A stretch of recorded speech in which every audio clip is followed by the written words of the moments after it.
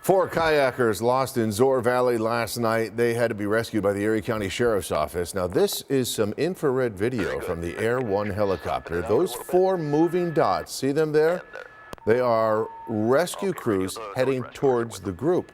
The kayakers started a fire to make themselves easier to spot, but it was still tough for the pilots who had to dodge power lines to get to that area. But that was a smart move to do that. It was. Now, thankfully, there have been far fewer emergency calls to Zoar Valley this summer compared to past years. Safety improvements and more public awareness seem to have helped. Yeah, but now a new challenge for the forest rangers who patrol the area. Our Michael Wooten explains in tonight's Two on Your Side original. For me, it was important to come out here and see this personally. And what DEC Commissioner Basil Sago saw was an area in need of significant safety upgrades. The plan for Zoar Valley came together pretty quickly with a big focus on better signage.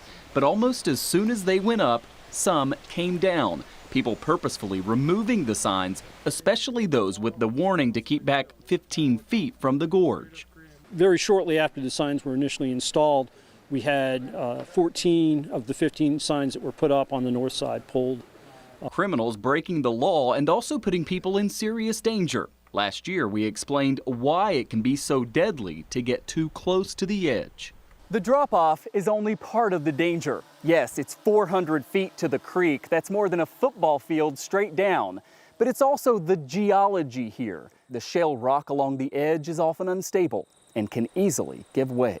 It's difficult enough to try to just get and maintain signs, no less than to have to also fight the public if they're vandalizing them. So. And they're expensive to replace with the cost of materials and labor. It's a hassle, and there's just not a lot of fundage for replacement of signs. I mean, it becomes a specialized sign, etc. And these are on a post, as you saw coming in. So it's an additional expense with a post. So. Despite this vandalism, the signs seem to be working, with fewer calls to Zoar Valley than in previous summers. Among other safety improvements, visitors need to sign in and then also check when they've signed out.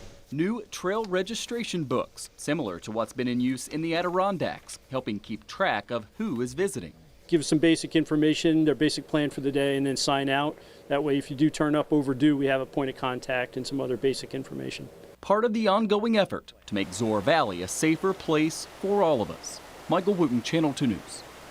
All righty, Michael, thank you very much. And the DEC, we are told now, they told Two on Your Side, the criminal charges for removing or intentionally damaging signs could range from a misdemeanor all the way up to, yes, even a felony, depending on the circumstances. DEC takes this vandalism very seriously, as they should. If you have a tip for investigators, you can call 1-844-332-3267. We'll have that number posted in just a bit on WGRZ.com.